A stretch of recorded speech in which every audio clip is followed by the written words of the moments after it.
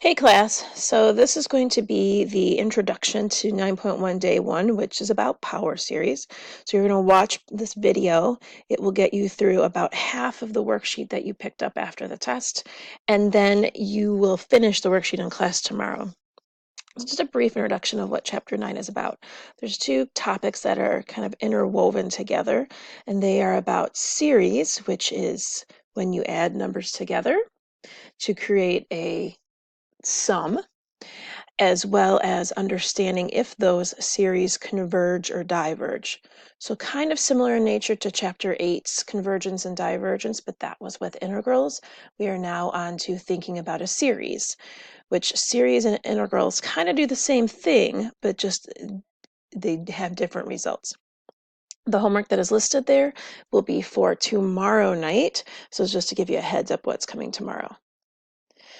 So there's two kind of examples here, very similar examples actually, but just different ways that they are written, of determining the sum of an infinite series. So sometimes they'll be written in this format where you have the fractions or the terms already written out, and the other one is written in the summation notation that we learned last year. And just let me remind you that the summation notation would be read as the sum from k equals 1 to infinity of 1/3 to the k, or sometimes we'll say it as the sum of 1/3 of the k as k goes from 1 to infinity.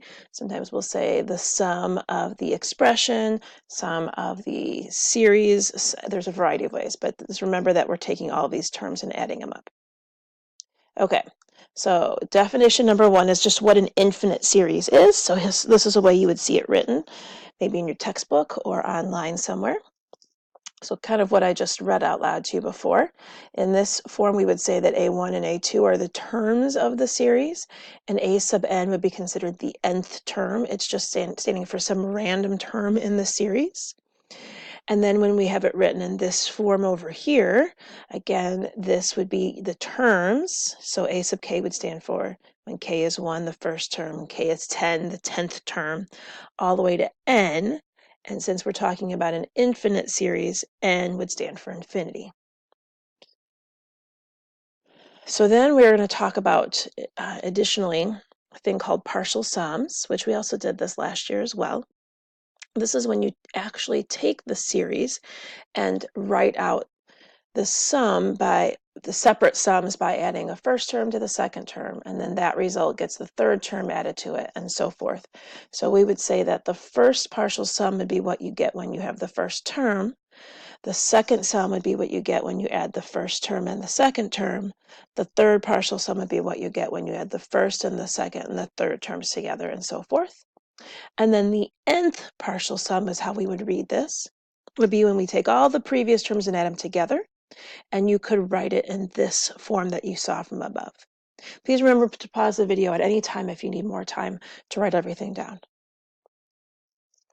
Okay, so here's 3 examples of some sums that we'll be finding today. There are 3 different types.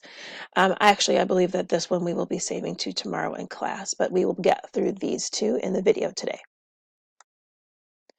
Okay, so if the sequence of partial sums has a limit, we would say that the limit is a value of s, so it's just a constant. Then we would say that the series converges. So really converges means it has a sum, and it converges to the sum of s. And we would write it like this. So a sub 1 plus blah, blah, blah, all the way to a sub n equals the sum in this notation, and we would call it s. If this doesn't happen, then we say that the series diverges. And I want you to notice that we're using the word limit in here because you're going to be seeing this a lot as we move through the chapter to finding limits. Okay, so we're going to be investigating, when do we know if an infinite series converges? Does it ever converge? Are there only certain instances? What types of series might converge? So all of these things are what we're trying to figure out. So there are 2 different methods that we can use to find if a series converges, at least for right now. And the first one would be if you have an infinite geometric series. So geometric is when you take a ratio, so a common ratio like a half or 4, and you multiply that ratio to the previous term to get the next term. So in this particular situation, you have r as the ratio. So the first term would be a. You multiply a times r to get the second term, a times r to get this third term, all the way to this a times r to the n minus 1 would be the nth term. So this is something we talked about last year, and this series would converge if that ratio, the absolute value of it, was less than 1. So things like a half, a third, a tenth, those ratios are less than 1, so that series would converge. Even if the ratio is negative, so negative a half, negative a third, negative a tenth, all of those would have a sum, even though the series is going on forever, because the ratio is so small, what you're multiplying every time is so small, it's basically approaching a limit. Okay, so here's some more information that you can write down about this.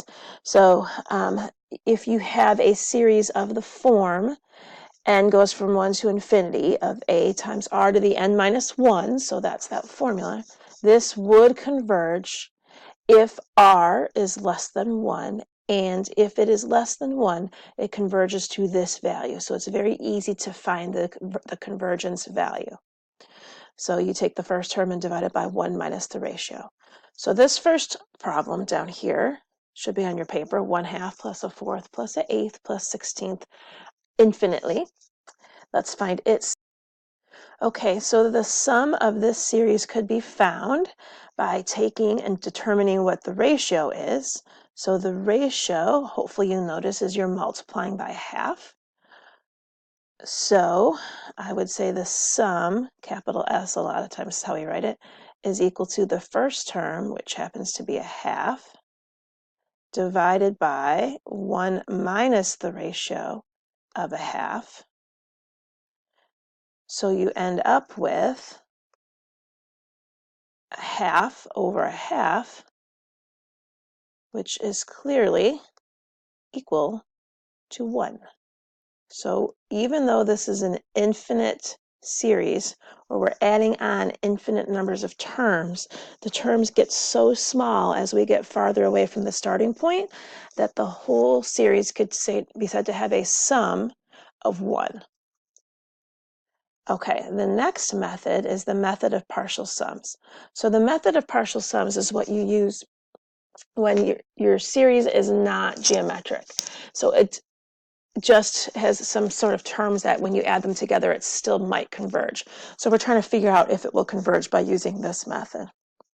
It is a 3-step, at least I consider it a 3-step method. So step 1 would be to determine the formula for the sequence, meaning in this case, how am I getting from 1/3 to 1/8 and then 1/8 to 1/15 and so forth. Then you want to write out the partial sums, and you want to keep writing them out until you can, if possible, figure out a formula for those partial sums. And then step 3 is to use the partial sums formula to determine the actual sum, and we'll do that by using a limit. So we're going to start with this problem that is here. So the first thing that I would do is I would figure out this, in this case, the sequence for the denominator, because it clearly has something that's going on. And we did this, I don't think we did it this year, it was maybe something we did at the beginning of the school year in Honors Pre-Calc, where you figure out the common differences between each of the terms to help you figure out what's happening, what type of sequence is occurring. So clearly we're going up by 5 for the first two, 7 for the second two, 9 for the third two, and then the next set would go up then by 11. So the next denominator would be 24 plus 11, which is 35. Okay. Doesn't really help us yet, but what does help us is if we do the next common difference. So when you look at this, you'll see that the next common difference from 5 to 7 is 2, 7 to 9 is 2, 9 to 11 is 2. Since this second common differences are the same, and it doesn't have to be a 2, it can be any number, but since they are the same, this is creating a quadratic equation in the denominator. So what you want to do is then figure out what is this quadratic equation that you're creating. So if you can look at it and figure out what it is, perfect. I would say that would be a good choice because a lot of this will be non-calculator. So take a moment, see if you can figure out what that quadratic equation in the denominator will be. So hopefully you were able to figure out that that quadratic equation that's created in the denominator is n squared minus 1. So you have a formula for the sequence that's 1 over n squared minus 1. What does that do to help you? You're probably wondering. Good question. So let's see. So I'm rewriting this now actually in this form so you can see it more likely how you'd see it in your homework. So you have this sequence that's 1 over k squared minus 1 that is being written as a series by putting this summation notation out front. Notice we have to start at 2 because if you substitute 1 in here, you get 0 in the denominator. It doesn't work. So once I figured out the thing that I've created at least can nicely factor into 1 over k plus 1 times k minus 1, which good news about that is something that we can use partial fraction decomposition to rewrite as two fractions. So I'm going to move this out of the way here so you can see my partial fraction decomposition. Take a few minutes, maybe pause the video so you can copy down what I got as decomposition.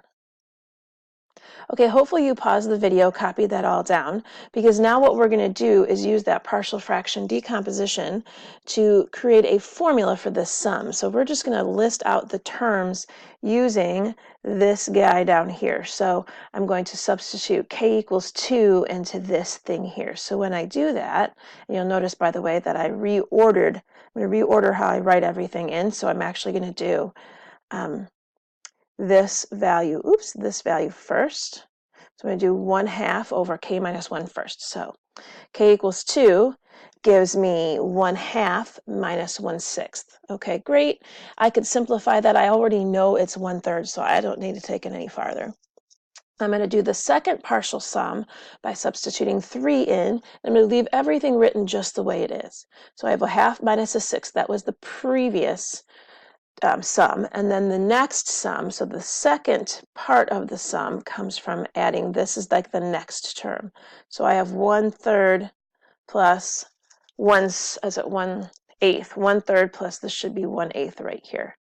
Okay, so now I'm going to do this again. So now my third partial sum comes from taking the previous sum, which is all of this, and adding on the next term. So the next term is 1/6 minus 1/10. Well, now you should notice something happening, which is why we wrote it like this.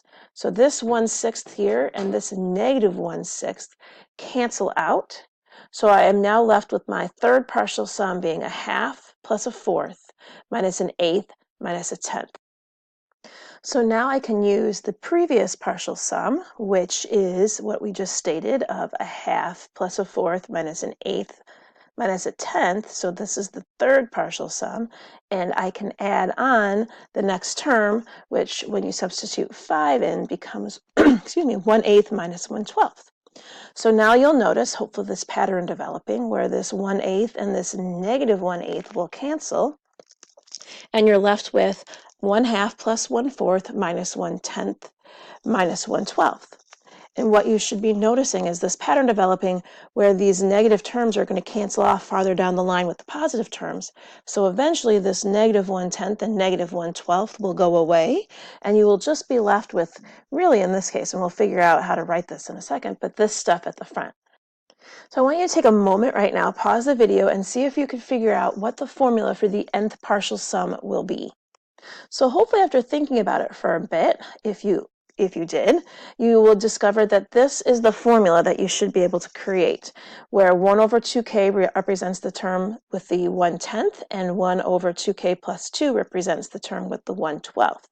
And you'll notice that this whole entire thing, if I were to think about the k values getting larger and larger, has a limit, which is the final step you have to take to find the actual sum. So you take the limit of the nth partial sum formula that you found, and take the limit of that as you approach infinity. So this portion right here goes to 0, and the second portion has a limit that goes to 0. So therefore, the whole entire sum is just that 1/2 plus 1/4, which I said earlier is 3/4. Okay, so don't worry about what's next on your paper, because the rest of that we will talk about in class tomorrow. So just take this all in, save it, and bring any questions you might have to class tomorrow.